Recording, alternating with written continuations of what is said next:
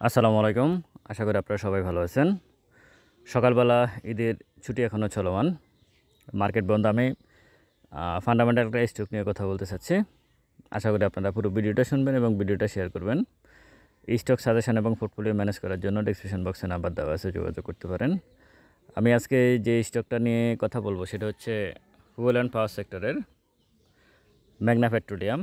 এই ক্যাটাগরির stock, fed up 108 কোটি, মার্কেট ক্যাপ হচ্ছে 2191, অথরাইজ 400 কোটি, লং টার্ম লোন 11 কোটি, শর্ট টার্ম 6 কোটি, আর তার রিজার্ভ আছে অনেক, 2413 কোটি টাকা। 2007 সালে লিস্টিং মেঘনা পেট্রোলিয়াম।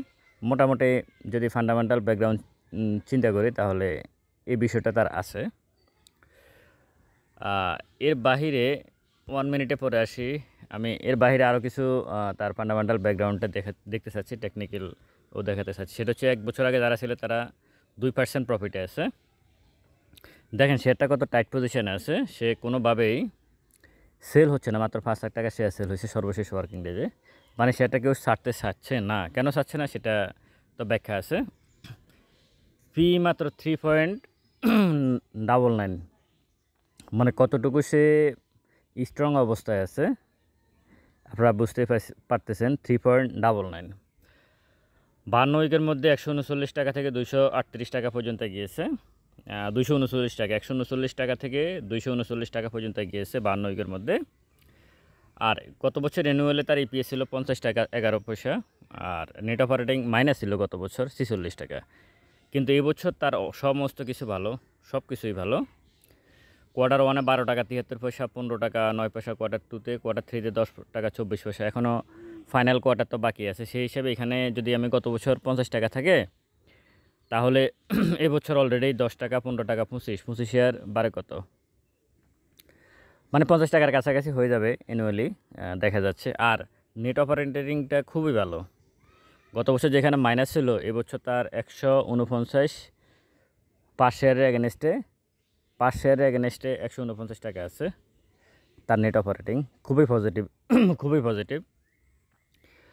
202 টাকা সরি 202 টাকা তার শেয়ারের প্রাইস। সে গত বছর 170% ক্যাশ ডিভিডেন্ড দিয়েছে। তার ডিভিডেন্ডের ইল্ড কিন্তু 8.40, খুবই ভালো।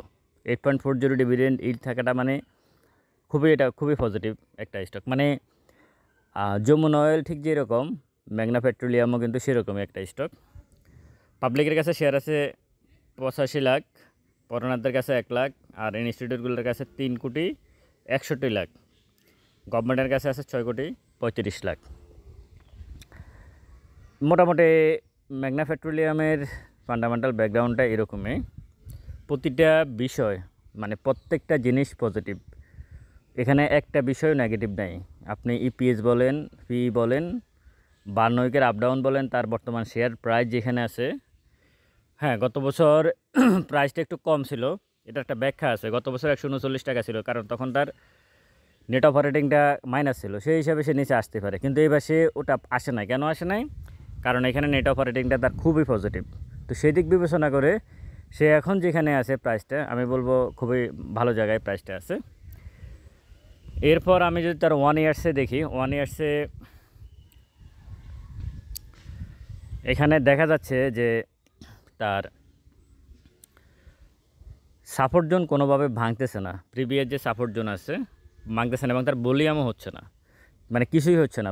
আপনারা তো দেখলেন যে মাত্র সর্বশেষ ওয়ার্কিং ডেজে 5 লাখ টাকার তার লেনদেন হয়েছে, এবং আপনারা দেখতে পাচ্ছেন এরকমই লেনদেন, তার কোনো ভলিউম দেখাও যাচ্ছে না। তার মানে কেউ শেয়ারগুলো এখন সেল দিচ্ছে না, বরং কালেকশন করার চেষ্টা করতেছে। নিশ্চিত করে বলা যায়, এই স্টকটাতে এখন যারা এন্ট্রি নেবেন তারা এখান থেকে প্রফিট করার সম্ভাবনা আছে। অবশ্যই সম্ভাবনা আছে। নিশ্চিত প্রফিট করার সম্ভাবনা আছে। কেন প্রফিট করার সম্ভাবনা আছে? কারণ কিছুদিন পরেই সে ডিভিডেন্ড ডিক্লেয়ার করবে। গত বছর যেহেতু 170% ক্যাশ দিছে, এবার হয়তো আরও ভালো দেবে, 200%ও দিতে পারে।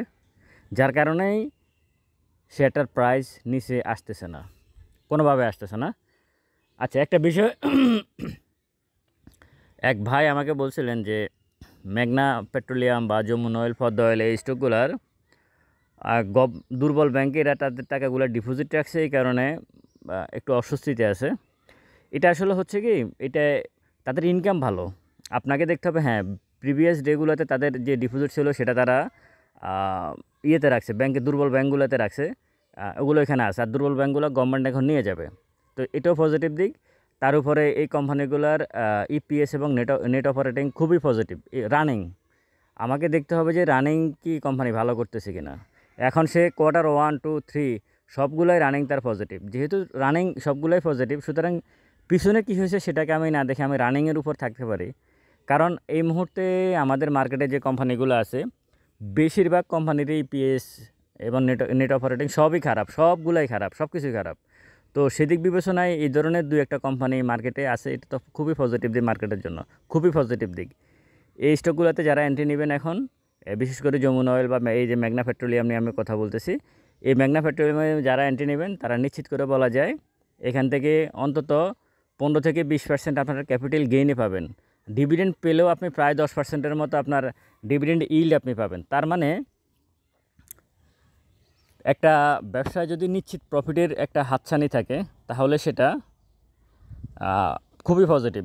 একটা নিশ্চিত মানে যদি হাতছানি থাকে আপনার, যে আপনি এখান থেকে প্রফিট করবেন এরকম যদি নিশ্চয়তা থাকে, সেটা তো খুব পজিটিভ। যদিও পুঁজিবাজারে এই নিশ্চয়তা যত ভালো স্টকে হোক কেউ নিশ্চয়তা দেয় না, এটা দেওয়ার উচিত না এবং সম্ভাবনা না। যেমন এই যে মেঘনা পেট্রোলিয়াম, যে কোনো কারণে তো প্রবলেম হতে পারে, কিন্তু আমার চোখের সামনে যে বিষয়টা আছে এই মুহূর্তে আমি দেখতেছি যে হ্যাঁ এটা ভালো, সমস্ত কিছু পজিটিভ, দেখে শুনে বুঝে এন্ট্রি নিতে হবে। এখন এই যে মেঘনা petroleum, Jamuna oil, Padma oil, Mobil Jamuna, এই 4টা কোম্পানির মধ্যে 4টা তো ভালো, তাহলে কোনটা নেব আমি? এটাই ক্যালকুলেশন করা, এটাই আসলে বুঝা, ফান্ডামেন্টাল ব্যাকগ্রাউন্ড চেক করা, এগুলাই আসলে বুঝতে হবে, বুঝে তারপরে এন্ট্রি নিতে হবে। কাজটা হচ্ছে মূলত এটাই। ট্রেডিং স্টকে এন্ট্রি নিয়ে অস্থিরতা ছাড়া আসলে খুব বেশি কিছু হয় না। আর ফান্ডামেন্টাল স্টকে এন্ট্রি নিলে আপনার মাইন্ডসেটটা ঠিক থাকে। আপনি ট্রেডিং স্টকে যখন এন্ট্রি নেবেন সেক্ষেত্রে আপনি শর্ট টার্মে একটা প্রফিট চিন্তা করবেন, না হলে তখন আপনি অস্থির হয়ে লসে সেল দিয়ে আবার আরেকটা ট্রেডিং স্টকে ঢুকবেন। কিন্তু ফান্ডামেন্টাল স্টকে যেটা হয় সেটা হচ্ছে আপনার মাইন্ডসেটটা আগে নির্ধারণ থাকে যে আপনি আসলে কীভাবে কত সময় আপনি বসে থাকতে হইতে পারে। আপনার ফ্যামিলি বলেন, আপনার মন মানসিকতা বলেন, সব কিছু কিন্তু ওইভাবে আপনি নির্ধারণ করে ফেলতে পারেন। তখনই আপনি এখান থেকে একটা প্রফিট আশা করতে পারেন। আসলে পুঁজিবাজার শর্ট টার্মের জায়গা না, যে যত কথাই বলুক। আমরা অনেক সময় হয়তো ট্রেডিং স্টক নিয়ে যেহেতু ভিডিও করি, ট্রেডিং স্টক নিয়ে কথা বলতে হয় বলি, হ্যাঁ, এখানে বিভিন্ন শ্রেণীর কী বলে লোকজন ভিডিও দেখে, সেটা ভিন্ন বিষয়। কিন্তু মূলত ভালো স্টকের সাথে যদি না থাকেন, দিন শেষে আপনি ক্ষতিগ্রস্ত হবেন। আপনি ট্রেডিং স্টকে ঢুকে শর্ট টার্ম 1-2টা প্রফিট করতে পারেন, কিন্তু দীর্ঘমেয়াদে আপনি এখান থেকে প্রফিট করার কোনো সুযোগ নাই। ভালো থাকবেন সবাই, ভিডিওটা শেয়ার করবেন। আসসালামু আলাইকুম।